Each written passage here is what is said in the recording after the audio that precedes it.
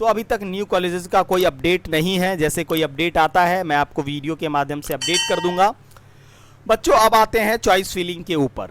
बहुत सारे ऐसे बच्चे हैं जिनको काउंसलिंग के बारे में कोई आइडिया नहीं है, तो हमारे एक्सपर्ट टीम के थ्रू काउंसलिंग का पूरा गाइडेंस जो है वो ले सकते हैं।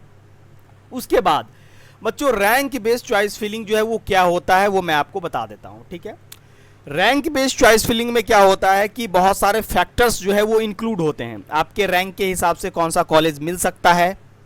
अगर प्राइवेट कॉलेज हैं तो प्राइवेट कॉलेजेस में फ़ी के ऊपर जो है कॉलेज का कट ऑफ डिपेंड करता है। जिस कॉलेज का जितना फ़ी उसका उतना कम कट ऑफ। ठीक है, तो ये प्राइवेट कॉलेज का हो गया। गवर्नमेंट कॉलेज की हम बात करें तो गवर्नमेंट कॉलेज में कितने बच्चे किस कॉलेज के लिए चॉइस जो है वो फिल करते हैं, रैंक का फ्लक्चुएशन 3 से 4 साल का क्या रहता है। ठीक है, ओवरऑल कट ऑफ जो है वो कितने रैंक तक एडमिशन हो जाएगा, तो इसके बेस पर आपको एडमिशन लेना है। अगर आपको मान के चलिए आपका अच्छा स्कोर नहीं है, बॉर्डर लाइन पे है, तो आपको ऑब्वियस सी बात है कि अच्छे कॉलेजेस नहीं मिलेंगे, टॉप के कॉलेजेस नहीं मिलेंगे। अगर आपका टॉप का कॉलेजेस फिलअप करते हैं, ऐसे में आपको टॉप कॉलेज नहीं मिलेगा और आपकी पॉसिबिलिटी जो रहेगी एडमिशन होने की वो उन कॉलेजेस में कम रहेगी और आपका क्या होगा, जो स्टेप है वो मिस होगा। ठीक है बच्चों, तो रैंक बेस्ड काउंसलिंग का थोड़ा सा आइडिया जो है मैं आपको इस वीडियो में दे देता हूँ। मान करके चलिए किसी बच्चे का जो है वो 650 स्कोर है, अनरिजर्व का बच्चा है। ठीक है, तो अनरिजर्व में क्या होता है कि 1200 रैंक तक एडमिशन होने के चांसेस रहते हैं ओवरऑल। ये जो है थोड़ा सा फ्लक्चुएट करता है, ईयर वाइज फ्लक्चुएशन रहता है।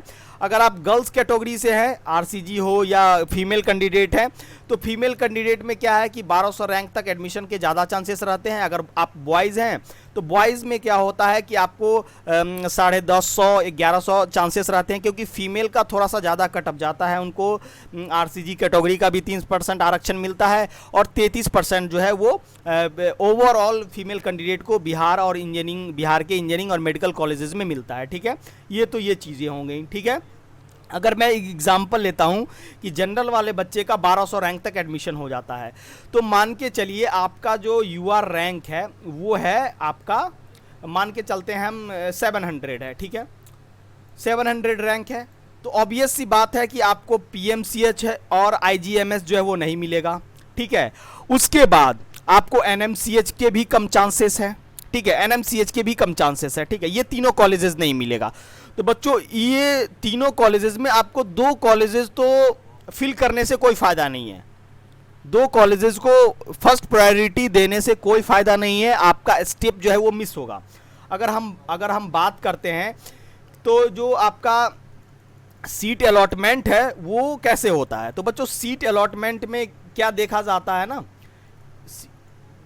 सीट अलॉटमेंट कैसे देखा जाता है वो मैं आपको एक थोड़ा सा आइडिया दे देता हूँ। ठीक है बच्चों, सीट अलॉटमेंट में क्या होता है कि हर बच्चे का चॉइस नंबर 1 जो है वो पहले देखा जाएगा, ना कि एक बच्चे का सारा चॉइस देखा जाएगा।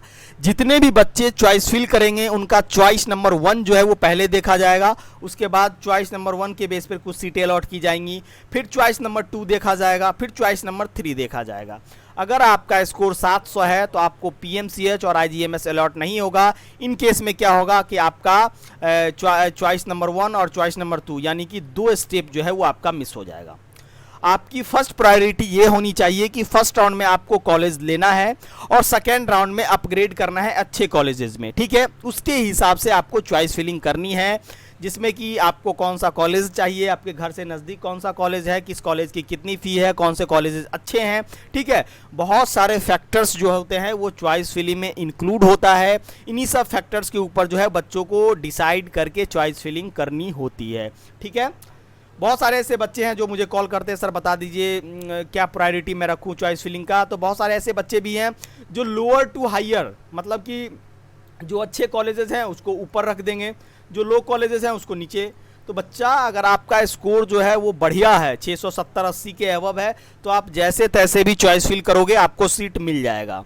ठीक है, अगर आपका स्कोर बढ़िया नहीं है तो आप जैसे तैसे चॉइस फिल करोगे आपको सीट जो है वो नहीं मिलेगा, या क्या होगा कि सीट मिलने में आपके जो राउंड्स हैं, ठीक है, सेकेंड राउंड में मिले, थर्ड राउंड में मिले, तो आपकी प्रायोरिटी होनी चाहिए लो स्कोर वाले बच्चे को कि पहले सीट लेना है, देन उसके बाद सीट अगर आपको मिल जाता है तो आप सेफ हैं। उसके बाद आप जो है वो अपग्रेड जो है वो कर सकते हैं सेकेंड राउंड में। बिहार में सेकेंड राउंड के बाद अपग्रेड नहीं होगा। ठीक है, वही बच्चा थर्ड राउंड में पार्टिसिपेट कर सकता है जो कहीं एडमिशन जो है नहीं लेगा। ठीक है, सेकेंड राउंड में आपको जो कॉलेज मिलेगा वो कॉलेज आपको जो है वो लेना पड़ेगा। ठीक है, तो जो भी बच्चे रैंक बेस्ड काउंसलिंग या काउंसलिंग के बारे में ओवरऑल कोई आइडिया नहीं है, तो हमारे एक्सपर्ट टीम के थ्रू काउंसलिंग गाइडेंस प्रोग्राम में जुड़ करके काउंसलिंग का पूरा प्रोसेस जो है वो करवा सकते हैं। ओवरऑल जो है हमारी एक्सपर्ट की टीम आपको पूरा सपोर्ट और गाइडेंस जो है वो प्रोवाइड करवाएगी और ओवरऑल आपके डाउट्स को क्लियर करेगी। सेम वही चीज़ें हैं प्राइवेट कॉलेजेस में। बहुत सारे बच्चे ये कहते हैं कि सर कौन सा कॉलेज हमें मिल जाएगा, क्या होगा। तो बच्चों एक चीज़ मैं बता दूं, प्राइवेट कॉलेजेस में जस्ट क्वालिफाई वाले बच्चे का एडमिशन हो जाता है, लेकिन इस बार थोड़ा सा ज़्यादा कट ऑफ रहेगा, तो उसके बेस पे ही आपको चॉइस फिलिंग करनी है। प्राइवेट कॉलेजेस में भी बहुत सारे चीज़ जो है वो मैटर करते हैं कि किस कॉलेज का कितना फ़ी है, आपको कौन सा कॉलेज चाहिए, किस कॉलेज का फ़ी आप अफोर्ड कर सकते हैं, किस कॉलेज में जो है एकेडमिक डिटेल अच्छा है, इंफ्रास्ट्रक्चर अच्छा है। इस तरीके से आपको चॉइस फिल जो है वो करना है। ठीक है, अगर आप चॉइस फिलिंग में काउंसलिंग के गाइडलाइंस को फॉलो नहीं करते हैं, उस केस में आपका एडमिशन भी कैंसिल हो जाएगा, सिक्योरिटी डिपॉजिट भी जब्त हो जाएगा, बहुत सारी चीज़ें हैं। ठीक है, अगर आप ऑल इंडिया कोटा और स्टेट दोनों पार्टिसिपेट कर रहे हैं तो आपको थोड़ा सा ज़्यादा सोचने की ज़रूरत है। आपको दोनों काउंसलिंग के ऊपर जो है वो डिसीज़न लेना जो है वो थोड़ा सा डिफ़िकल्ट हो जाता है, तो ओवरऑल जो है आपको थिंकिंग जो है वो करनी पड़ेगी।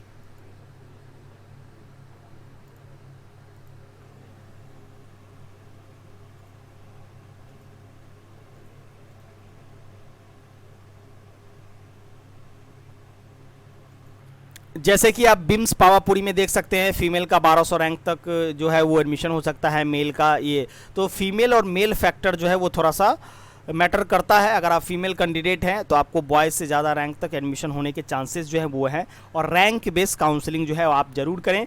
Step by step choice filling process का वीडियो जो है बहुत जल्द हमारे यूट्यूब चैनल पर अपलोड हो जाएगा। तब तक के लिए जय हिंद, थैंक्स फॉर वॉचिंग।